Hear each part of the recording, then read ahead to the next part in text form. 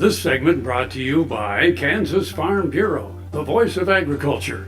To join today or more information, go to kfb.org or find us on Facebook and Twitter. So after you were wounded there, where were you taken? I was flown to Delta Med at Dong Ha, and they triaged me, which they looked at me, and I'm conscious, but I've got a hole through my chest big enough you could stick your fist through me and out my back. And the surgeon came up to me and he looked at the corpsman. He says, "I can't do anything for this man." And then he looked at me and saw I was conscious and said, "What's your religion?" And I told him, and he said, "Get a chaplain over here," and he took off. And then I knew I was going to die from the moment I was shot. But, each time I get a little boost, when they got me back to the company, I got a little, well, maybe I'll make it. But then the senior corpsman for the company said, "I can't do anything for this guy." And then the medevac bird came in. They shot the hell out of that bird, but those were Marines, and they came in to get us. And they threw me on the bird, and I thought, oh, maybe I'll make it. And the medevac corpsman stood over me, spraddle-legged, and looked down at me, and he looked at the hole in my chest, and he looked up at the crew chief and went like that, and they shoved me under the port side gunner's feet. And then I knew, well, okay, I'd lasted a long time praying for my folks, and so I felt good about that. And then we got to Dong Ha, and I thought, oh, maybe I'm going to make it. And then he said that, and then I went, oh, okay.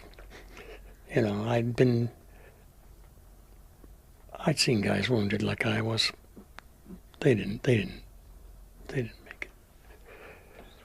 But I got the chaplain bending over me, praying for me, and I'm seeing my buddies come in. I'm lucky. I've got my stretchers on a sawhorse, and there were guys laying on the deck. They were just bringing in a chopper full of wounded Marines, chopper after chopper after chopper. And I remember the corpsman slipping on the deck. There was so much blood. And looking around and seeing other of my buddies that were being brought in from other platoons.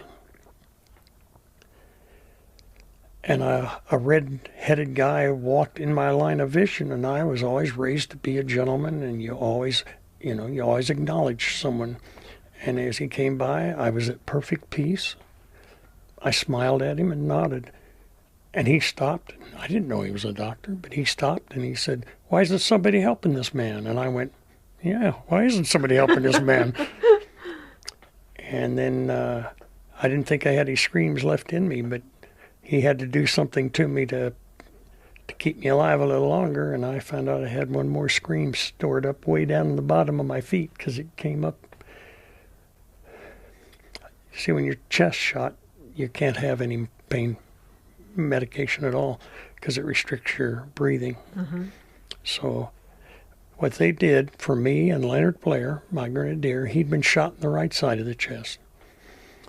A C-130 aircraft is a 4-engine airplane. It's a big airplane. That doctor got a C-130 for just Leonard Blair and me.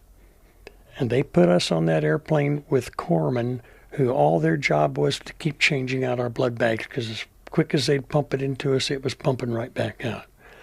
They flew us from Dong Ha to Phu Bai, which is where Alpha Med Battalion was, but they had, I can't remember what they're called, they're surgeons that specialize in working on chest. Mm-hmm. They had 2 specialists there waiting for Leonard and myself, and I was lucky. One of the guys that came, of all these thousands of Marines that are there, one of the guys that came in and grabbed my stretcher I'd been with since boot camp and was one of my oldest friends, Pat Van Buren. And when they put me under, I told him goodbye and to write my folks and let them know that I was okay with it. I was okay with dying because I knew I was going to die. And then I came to in intensive care. And I don't think anybody was any more surprised than I was. I felt really good about it. So were you 18 or 19? I was 19 by then. I'd been in country 11 months and 17 days. So in our unit, we said Yeah, I don't know if I mentioned this, but 1st Battalion, 9th Marines in Vietnam suffered the highest casualties of any Marine infantry battalion in the history of the Marine Corps. More than World War I, World War II, more than Korea.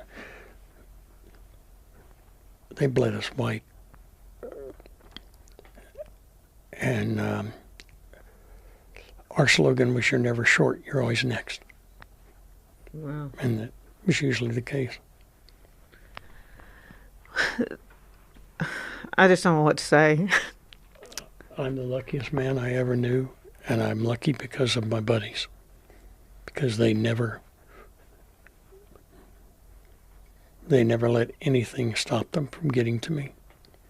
As they drugged me away and the North Vietnamese were pursuing us, they would drop me and cover my body with theirs, fire back at the NVA, and then get up and grab me and drag me a little farther. And I was telling them to leave me because I didn't want anybody else to get killed because of me. And they wouldn't do it.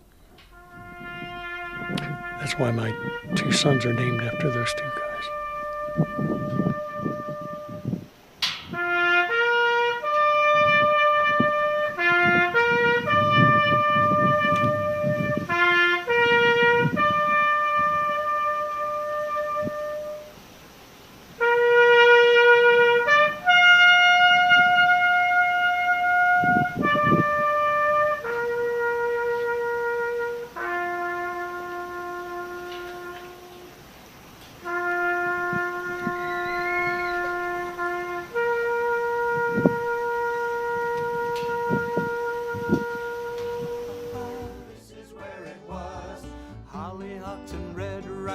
Closed captioning brought to you by Ag Promo Source. Together we grow.